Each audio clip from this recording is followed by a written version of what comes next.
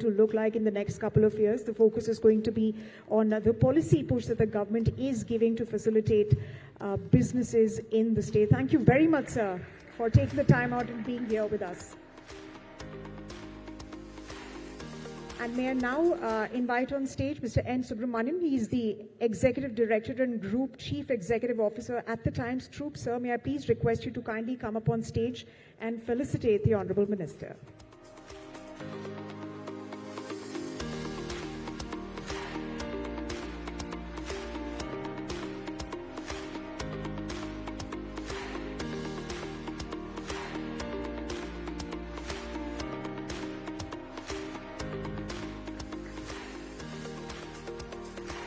Thank you very much, Mr. Subramaniam. And it's now a time for me to invite Hina Gambhir. She is the news editor at Times Now, to kindly come up on stage and take this conversation forward. Over to you, Hina.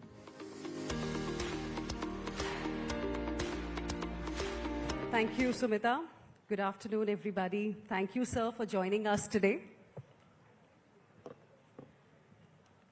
सबसे पहले मैं आपसे ये बात करना चाहूंगी क्योंकि प्रधानमंत्री ने कल यहीं से हमें बताया भारत का जो एक लक्ष्य है विकसित बनने का 2047 तक 2047 तक, उसमें उन्होंने ये भी एक चीज की बात की कि अभी तक जितने भी रिफॉर्म्स की अनाउंसमेंट की है सरकार ने, वो रिफॉर्म्स आउट ऑफ कन्विक्शन हुए हैं, कंपल्शन नहीं हुए। हमारी जरूरत के हिसाब से हमने रिफॉर्म्स की बात नहीं की, रिफॉर्म्स की अनाउंसमेंट नहीं की, क्योंकि हमें अपनी इकोनॉमी को विकसित बनाना है 2047 तक, इसलिए हम रिफॉर्म एक्सप्रेस पर चल रहे हैं।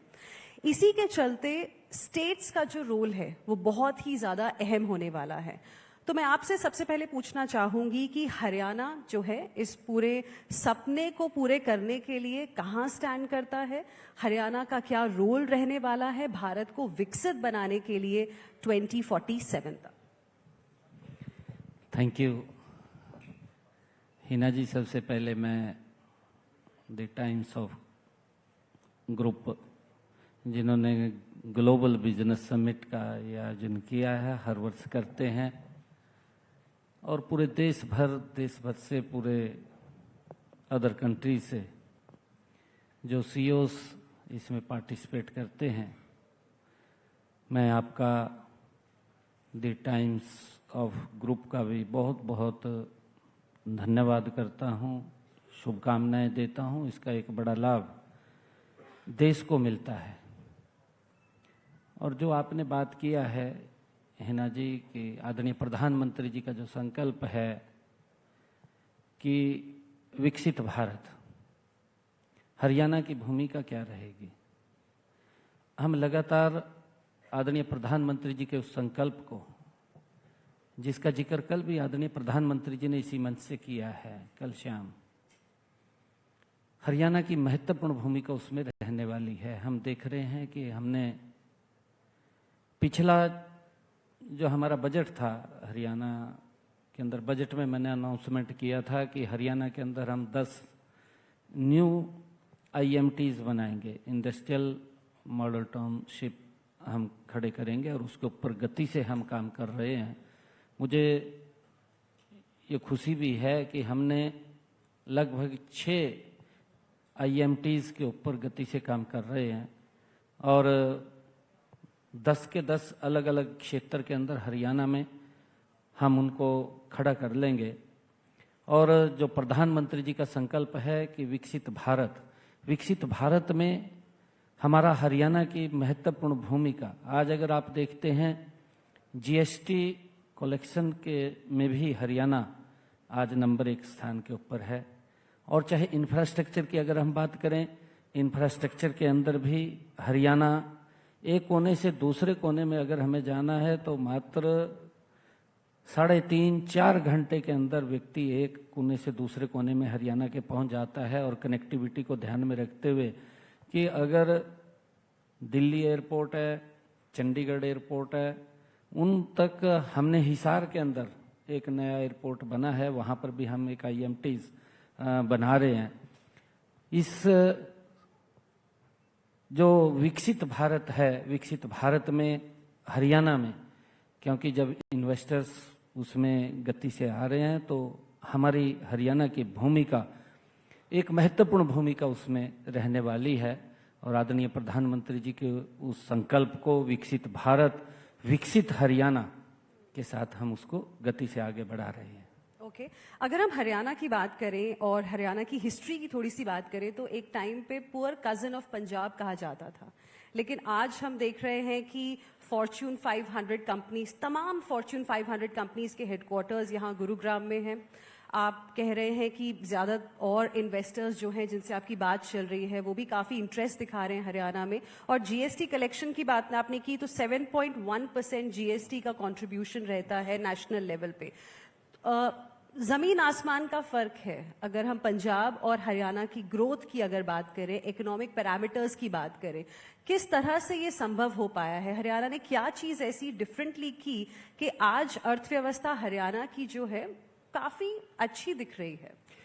हिना जी देखिए, क्योंकि पंजाब पूरा एक ही था। 1 नवंबर 1966 को हम पंजाब से 2 भाई थे, एक अलग हुआ है। और बिल्कुल आपने सही बात कही कि उस समय इस प्रकार की चर्चाएं थी कि ये कैसे अपना गुजारा करेगा, ये इसके पास इनकम के साधन नहीं हैं। परंतु मुझे खुशी है 1 नवंबर 1966 से जब पंजाब से अलग हरियाणा अपने अस्तित्व में आया, आज हरियाणा ने अलग अलग क्षेत्र में अपनी एक बड़ी पहचान बनाई है। एक क्षेत्र में नहीं बनाई, कई क्षेत्रों में पहचान बनाई है। आज अगर हम देखते हैं सुरक्षा की बात, आज देश के बॉर्डर्स के ऊपर हमारा हरियाणा का जवान, हमारा हरियाणा का युवा देश की सुरक्षा के लिए नंबर 1 के ऊपर है। आर्मी के अंदर 10% की मात्रा अगर है तो हरियाणा के जवान की है। दूसरी पहचान हरियाणा ने बनाई है खेल के अंदर, स्पोर्ट्स के अंदर। हम देखते हैं कि हमारा हरियाणा का युवा अगर देश मेडल लेकर के आता है तो उन मेडलों में सबसे बड़ी संख्या अगर होती है तो हरियाणा की होती है। ये हमारे लिए बड़े गर्व की बात है। और तीसरी पहचान बनी है हमारे हरियाणा की इंडस्ट्री। आज इंडस्ट्री 250 फॉर्च्यूनर कंपनीज आप देख रहे हैं हमारे गुरुग्राम के अंदर, और बड़ी इंडस्ट्री खरखोदा ईएमटीज, मारुति का जो ऑटोमोबाइल का इतना बड़ा इंडस्ट्री वहाँ पर लगा है कि देश के अंदर सबसे ज़्यादा ऑटोमोबाइल के मामले में हरियाणा वो फीड करने का काम करता है। इंडस्ट्री के अंदर एक बड़ी पहचान हरियाणा ने बनाई है। और हमने ये पहचान वैसे नहीं बनी है हिना जी, मैं बताना चाहता हूँ कि हमने हर अपनी पॉलिसीज के अंदर लगातार हम उसमें बदलाव किया है। अभी भी हम हरियाणा के अंदर एक पॉलिसी, न्यू पॉलिसी हम लेकर के आ रहे हैं, जिससे एक बड़ा लाभ आने वाले समय के अंदर भी मिलेगा। जल्दी ही वो पॉलिसी आ जाएगी और उसको लेकर के हम उसको प्रेजेंट भी करने वाले हैं, बताने वाले हैं, क्योंकि जिससे अलग अलग क्षेत्र के अंदर और क्या उसके अंदर हमारे इन्वेस्टर्स हैं, इन्वेस्टर्स को क्या क्या उसके अंदर फैसिलिटी हम दे सकें, उसको लेकर के भी हम काम कर रहे हैं। हमारे हरियाणा की जो पहचान बनी है, एक इंडस्ट्री के अंदर भी बड़ी पहचान बनी है, क्योंकि हरियाणा एक कृषि प्रधान राज्य था और कृषि प्रधान राज्य होने के नाते एक पहचान थी इसकी, कृषि प्रधान की। आज कृषि प्रधान भी है और मैंने ये निर्णय किया है, क्योंकि आज जिस प्रकार का बेतहाशा पेस्टिसाइड या खाद का उपयोग होता है, हमने निर्णय किया है कि हम प्राकृतिक खेती, आदरणीय प्रधानमंत्री जी ने कहा, उसके अंदर भी हरियाणा एक बड़ी पहचान बनाएगा प्राकृतिक खेती के अंदर, ताकि हम ज़्यादा पेस्टिसाइड और खाद का उपयोग हमारा किसान ना करे। पिछले दिनों इन्वायरमेंट को लेकर के हमने अपने हरियाणा के किसान से एक बात कही थी कि आप पराली मत जलाइए, हम उसके लिए आपको सहयोग करेंगे। हमारे हरियाणा के किसान ने उस बात को माना है और मुझे खुशी है कि हरियाणा के अंदर हमारा किसान 95% किसान पराली नहीं जलाता है और हम इसको धीरे धीरे करके 100% की तरफ ले जाएंगे, ताकि इन्वायरमेंट भी खराब ना हो, उसकी तरफ भी हमारी सरकार पूरा ध्यान कर रही है। और इस बात के ऊपर मुहर भी माननीय कोर्ट ने लगाई है, क्योंकि किसी राज्य को वो एक ऑर्डर के ऊपर बता रहे थे कि अगर आपने सीख लेनी है तो आप हरियाणा से सीख लीजिए कि कैसे पराली में प्रबंधन किया जा सकता है। हम उस दिशा में काम कर रहे हैं ताकि जो फैसिलिटीज है वो फैसिलिटीज मिले। और हमारी जो बड़ी मार्केट है, मैं आपको हिना जी बताना चाहता हूं कि इसको लेकर के हम लगातार काम कर रहे हैं।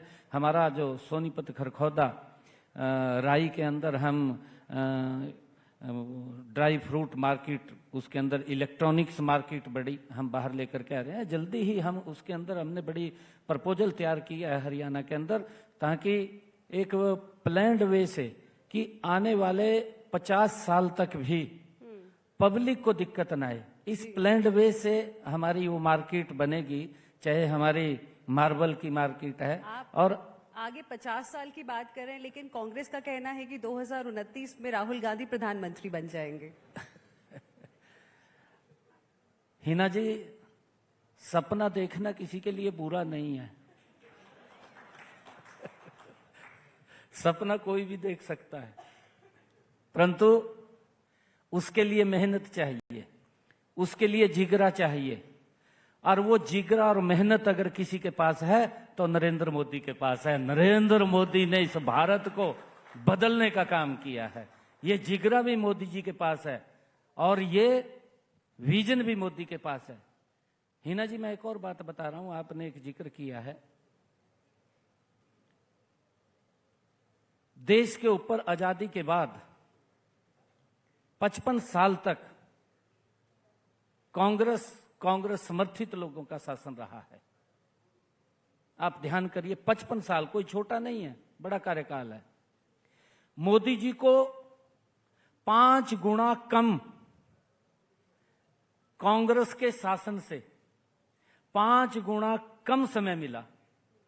आप देख रहे हैं, 5 गुना कम समय के अंदर भारत को एक विकसित भारत की तरफ गति से ले जाने का काम अगर किसी ने किया है तो उसका नाम नरेंद्र मोदी है। नरेंद्र मोदी जी ने 5 गुना कम समय के अंदर 5 गुना ज्यादा काम करके दिखाया है। ये आज देश के सामने, आज देश का हर व्यक्ति बोलता है, आज भारत वर्ल्ड के अंदर चमक रहा है।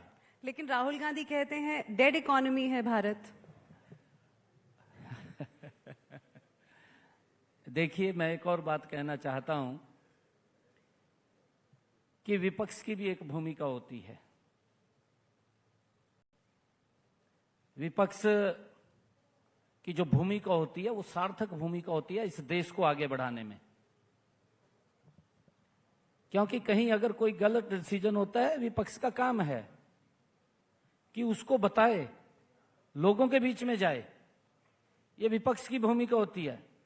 अगर ठीक काम भी मोदी जी कर रहे हैं तो उसका भी विरोध हो रहा है, तो फिर इस प्रकार की बात ये यहां नहीं बोलते, ये वर्ल्ड में जाकर के बोलते हैं कि आर्थिक स्थिति डाउन हो गई है। मैं एक और बात बताना चाहता हूं हिना जी, अगर आर्थिक स्थिति की इतनी स्थिति खराब होती, प्रधानमंत्री जी ने संकल्प लिया, प्रधानमंत्री जी ने संकल्प लिया कि हम भारत की इकोनॉमी को वर्ल्ड की 5वें नंबर पर लेकर के आएंगे। ये लिया संकल्प प्रधानमंत्री जी ने, और संकल्प लिया जो 2014 जो 12वें और 13वें स्थान के ऊपर रहती थी, प्रधानमंत्री जी ने कहा कि हम इसको दुनिया की 5वीं आर्थिक शक्ति के रूप में भारत को खड़ा करेंगे। खड़ा हो गया हिना जी, खड़ा हो गया। ये प्रधानमंत्री जी की इच्छा शक्ति थी। प्रधानमंत्री जी ने कहा कि हम दुनिया की 3री आर्थिक शक्ति बनाएंगे, 4थी आर्थिक शक्ति बन गया। ये खाली ये नहीं है कि हमने पैसे को इकट्ठा कर लिया, इसके पीछे की बड़ी ताकत होती है, बड़ा काम होता है, जो हर पैरामीटर्स के ऊपर भारत पूरा उतरता है। और हर पैरामीटर्स के ऊपर इन 11 वर्षों के अंदर नरेंद्र मोदी जी के कार्यकाल में भारत 100% पूरा उतर रहा है। मुझे खुशी है इस बात की कि मोदी जी को कांग्रेस से 5 गुना कम समय मिला, 5 गुना ज्यादा काम किया है। ये मोदी जी की ही इच्छा शक्ति है। जिसके पास विजन होता है वही कर सकता है। तो इन्होंने भी लंबा समय कार्यकाल मिला है, तो आज तो उसका इस प्रकार की अगर वो बातें करते हैं तो वो दुर्भाग्यपूर्ण है। ये बातें नहीं करनी चाहिए। विपक्ष की भूमिका, मैंने कहा है कि विपक्ष की भी अपनी एक भूमिका होती है। उस भूमिका को सार्थकता की ओर हमें लेकर के जाना चाहिए, जिससे कि देश को लाभ मिले, देश को नुकसान ना हो। परंतु विपक्ष की भूमिका भी मुझे ठीक नहीं लग रही है। ओके अब इन्वेस्टर्स की भी थोड़ी बात कर लेते हैं, क्योंकि तमाम इन्वेस्टर्स आपको सुन रहे हैं इस वक्त। जनवरी में भारत ने mother of all trade deals India EU FTA sign किया। फिर उसके बाद बहुत ही जल्दी 7 दिन के अंदर हमने देखा कि इंडिया US ट्रेड डील, जिस पे बातचीत 1 साल से चल रही है, वो भी पॉजिटिव डायरेक्शन की तरफ मूव करनी शुरू हो गई। तो हरियाणा में इन दोनों ट्रेड अग्रीमेंट्स को लेके और जो इससे पहले ट्रेड अग्रीमेंट साइन हुए हैं, किन किन इंडस्ट्रीज पे आपका फोकस है और किस तरह से तैयारी की जा रही है ताकि यहाँ की जो इंडस्ट्रीज हैं वो बनाए यहाँ पर और बेचे देश में, विदेश में?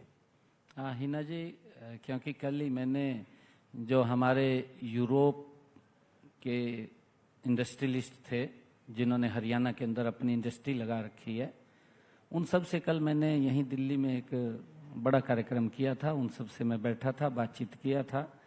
और मैं जब अपना बजट तैयार कर रहा था, मैं लोगों से बात करता हूँ, अलग अलग स्टेक होल्डर से मैं जा करके उनसे सुझाव भी लेता हूँ। और बजट के लिए पिछले वर्ष भी मैंने, जब मैं बजट तैयार कर रहा था, तो मैंने लोगों से जा करके सुझाव लिए थे, चाहे इंडस्ट्रियलिस्ट हों, चाहे टेक्सटाइल इंडस्ट्री के हों, चाहे स्टार्टअप्स हों, या हमारे अन्य एग्रीकल्चरिस्ट के किसान हों, IPOs हों, या महिला हमारी इंडस्ट्रियलिस्ट हो, या हमारे सेल्फ हेल्प ग्रुप की बहनें हों, या हमारे जनप्रतिनिधि हों। ऐसे अलग अलग क्षेत्रों में जो स्टेक होल्डर्स थे, उनसे मैं ये चर्चा करता रहता हूं कि आप सुझाव दिए, अलग अलग ग्रुप के अंदर बैठ करके उनसे बजट पूर्व परामर्श हम उनसे सुझाव लेते हैं। और मैंने AI बेस्ड एक चैट बॉट भी बनाया है, उसके माध्यम से भी मैंने लोगों से, आमजन से सुझाव लिए हैं। लगभग मेरे पास 9000 के करीब में उस चैट बॉट के ऊपर सुझाव भी आए हैं। और लगभग मैं आपको बताना चाहता हूं 5000 स्टेक होल्डर से भी मैं अलग अलग क्षेत्र के अंदर मिला हूं, युवाओं से अलग मिला हूं। और हमारे अलग क्षेत्रों के अंदर जो भी स्टेक होल्डर्स हैं उनसे मैंने बातचीत किया, उनसे सुझाव लिया, और ताकि हम उस बजट के उन सुझावों को बजट में शामिल कर सकें। और मुझे खुशी है, मैं आपको बताना चाहता हूं कि जो उनके सुझाव आए, मैंने पिछली बार जो सुझाव लिए थे, मैंने उनको बताया कि आपने इतने सुझाव दिए, इतने हमने बजट में शामिल किए, इतना बजट हमने जारी किया, इतना खर्च कर दिया। उनके सामने पूरा का पूरा हमने बताया। उनको भी अच्छा लगा कि ये जो पहले 2014 से पहले चलता था कि बजट तो सरकार का बजट है, परंतु पहली बार ये महसूस होता है, अभी आदरणीय निर्मला सीतारमण जी ने भी बजट प्रस्तुत किया है, ये महसूस होता है देश के लोगों को, प्रदेश के लोगों को, कि बजट हमारा है। नहीं तो ये बजट सरकार तक सीमित रह जाता था कि सरकार का बजट है, सरकार अपने तरीके से करती है, परंतु लोगों को ये महसूस हुआ है कि ये बजट हमारा है, हमारे लिए खर्च हो रहा है। और उसको लेकर के जब हम उनको सुझाव लेते हैं, सुझाव लेकर के उनको शामिल करते हैं, उनके अनुरूप बजट बनता है, तो उसका एक लाभ भी प्रदेश को मिलता है, जन को भी मिलता है। और हमने जो आदरणीय प्रधानमंत्री जी ने जिसे मदर डील भी कह रहे हैं कि एक बहुत बड़ी डील, क्योंकि जब मैं ये सुझाव ले रहा था तो मेरे पास, मैं जब पानीपत के अंदर टेक्सटाइल इंडस्ट्री के बीच में गया था, तो उन्होंने उस वक्त ये चिंता जाहिर की थी कि हमारे पास टैरिफ ये 25% लग गया, इसका हमें दिक्कत में आ गया। परंतु आदरणीय प्रधानमंत्री जी ने उसकी तरफ जो गंभीरता से लिया है, पहले ये हमारा यूरोप के साथ जो समझौता हुआ है, उससे एक बड़ा लाभ हमारे हरियाणा के इंडस्ट्री को मिलेगा।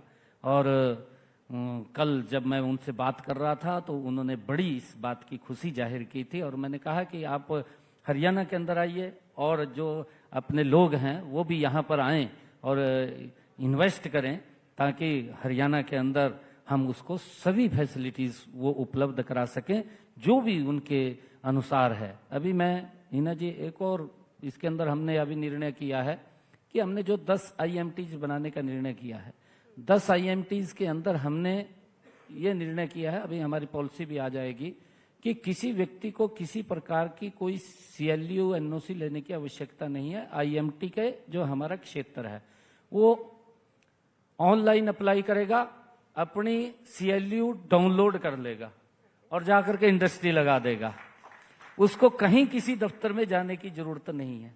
हमने इतना इसके अंदर सुधार किया है कि आने वाले समय के अंदर लोगों को कहीं किसी दफ्तर के चक्कर न काटने पड़े। इसके अंदर बड़ा एक हमने सुधार किया है और लगातार इसको लेकर के जब मैंने कल उनसे बातें की तो बड़ा इंटरेस्ट उन्होंने इसके अंदर दिखाया है कि हम और इसके अंदर हरियाणा के अंदर आने के लिए तैयार हैं। तो हम जो आदरणीय प्रधानमंत्री जी का संकल्प है उस संकल्प की तरफ, और जो उन्होंने डील किया है इस डील का हरियाणा को एक बहुत बड़ा लाभ उसका मिला है, हमारे इंडस्ट्रियलिस्ट को भी मिला है। आने वाले समय के अंदर जो इन्वेस्टर्स आएगा उसको भी एक बड़ा लाभ हरियाणा के अंदर इसके अंदर मिलेगा। जी, बड़ी अच्छी बात आपने की कि आप लोगों के सुझाव भी सुनते हैं, बजट आप पेश करने वाले हैं क्योंकि आप वित्त मंत्रालय भी देखते हैं इस राज्य का। तो आपने लोगों से इनवाइट किए सजेशंस के किन एरियाज में फोकस किया जाना चाहिए। इन्वेस्टर्स आ रहे हैं लेकिन सब लोग जो है सिविक इंफ्रास्ट्रक्चर की बड़ी कंप्लेन करते हैं। I mean, अगर हम हरियाणा की बात करें तो गुरुग्राम सबसे पहले जुबान से निकलता है, लेकिन सिविक इंफ्रास्ट्रक्चर मतलब उसको लेकर आप क्या कर रहे हैं? क्योंकि फॉर्च्यून 500 कंपनीज हैं, ईज ऑफ लिविंग भी तो बहुत जरूरी है। हिना जी मैं बताना चाहता हूं क्योंकि हमारी सरकार का पूरा फोकस इस इंफ्रास्ट्रक्चर के ऊपर है। अभी जब ये बरसात का सीजन ऑफ हुआ, बरसात के सीजन ऑफ होते ही मैंने हरियाणा के हमारे 6 अलग अलग सेक्टर्स हैं, HSADC है, HSVP है, ULB है, हमारा PWD है, हमारा मार्केटिंग बोर्ड है, हमारे ये 6 ऐसे सेक्टर्स हैं जो सड़कें बनाते हैं। मैंने उनको सभी को इकट्ठा बुलाया और इकट्ठा पहले उनको कहा कि आप अपनी अपनी सड़कों की पूरी मेरे को रिपोर्ट दीजिए पूरे प्रदेश की। उन्होंने रिपोर्ट दी मुझे बना करके, कौन सी सड़क टूटी हुई है, कौन सी सड़क अभी लाइबिलिटी में है कि उसके ऊपर हमें कहीं थोड़ी टूटी हुई है उसको रिपेयर करना है।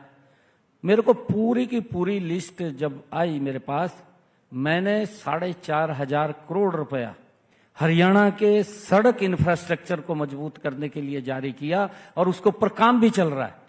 और आने वाले 2-3 महीने के अंदर जो गर्मी का सीजन है, क्योंकि एकदम सर्दी आ गई थी, कुछ ग्रेफ ये फोर लग जाता है, इसके कारण से ग्रेफ के कारण भी काम रुक गया और अब काम चालू हो गया। आने वाले समय के अंदर हरियाणा का एक भी सड़क टूटा नहीं होगा, ये हमारी सरकार की गारंटी है। इसको लेकर के मैंने 4,500 करोड़ रुपया ये जारी किया ताकि सड़कों का ये सुदृढ़ीकरण हो जाए। लगभग मुझे खुशी है 70% सड़कें ठीक कर दी गई हैं, 70% सड़कें, 30% रह गई हैं जल्दी ही, क्योंकि सर्दी के बाद अब शुरू होगा तो इसके ऊपर भी जल्दी काम चलेगा और एक भी सड़क टूटी नहीं होगी, क्योंकि हमारी ये प्रथम प्राथमिकता है कि लोगों को रास्ता उनको सुलभ और सुरक्षित मिले, उसको लेकर के हमारी सरकार काम कर रही है। तो आप गारंटी दे रहे हैं कि इस साल जुलाई से सितंबर के महीने में लोगों को नाव लेने के बारे में सोचना नहीं पड़ेगा? नहीं, उसके लिए हम काम कर रहे हैं। मैं आपको और बताना चाहता हूं, बरसात के कारण कई बार अभी जैसा मौसम के अंदर भी तब्दीली आई है और इन्वायरमेंट इस प्रकार का खड़ा हो जाता है कि एकदम से 1 घंटे में इतनी बरसात हो जाती है कि बहुत ज्यादा जल भराव हो जाता है। क्योंकि चाहे हम कोई सिस्टम भी खड़ा करते हैं, वो सिस्टम भी उसके आगे फेल हो जाता है सारा का सारा, क्योंकि बरसात एकदम इतनी गिरेगी, पानी इतना गिरेगा कि ब्लॉक उसको निकलने में भी 1-2 घंटा लगता है।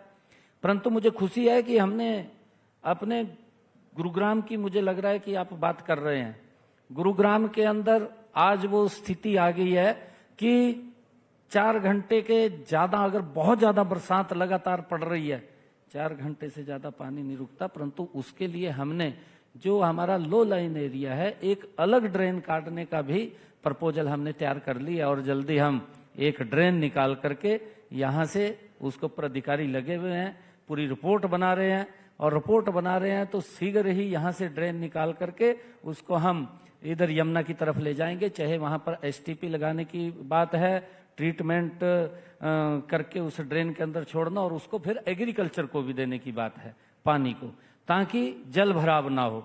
और मैंने एक और काम किया है हिना जी, मैं आपको बताना चाहता हूं कि गुरुग्राम के अंदर आने वाले 50 सालों तक भी अगर आबादी जितनी भी बढ़ेगी, पीने के पानी की दिक्कत नहीं आएगी। हमने उस दिशा में टेंडर भी लगा दिया है और हम मुनक से सीधा पाइपलाइन से उसका टेंडर भी हमारा लग गया है और लगभग 2000 करोड़ रुपए का उसके ऊपर काम होगा और वो पानी हमारे गुरुग्राम को मिलेगा। और गुरुग्राम के अंदर अलग अलग भी हमने एसटीपी लगाए हैं ताकि पानी की कहीं कोई दिक्कत ना आए और बरसात के अंदर भी यहाँ पानी रुके नहीं, उसको लेकर के भी हम काम कर रहे हैं। और स्वच्छता को लेकर के वेस्ट टू एनर्जी अलग से प्लांट की भी हमने तैयारी कर ली है, लगा रहे हैं।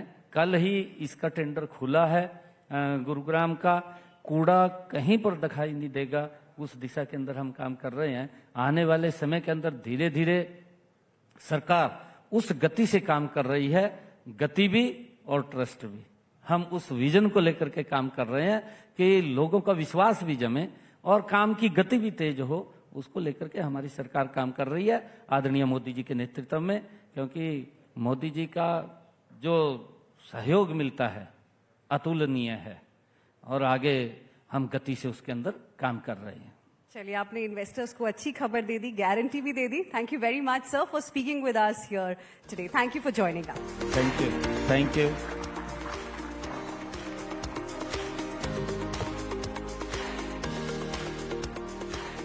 Many thanks, Tina, for moderating that very interesting conversation. And